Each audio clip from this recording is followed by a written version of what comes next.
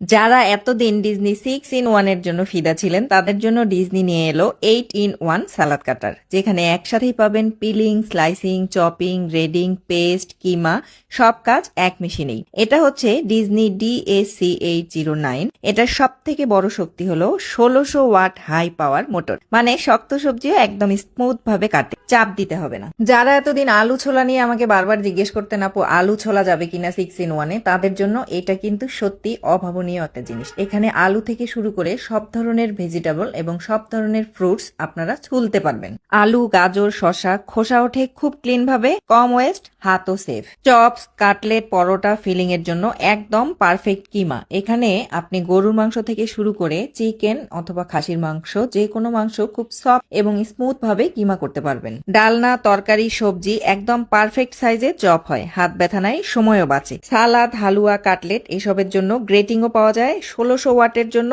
কোনো রকমের আটকে যাওয়ার সম্ভাবনা নেই।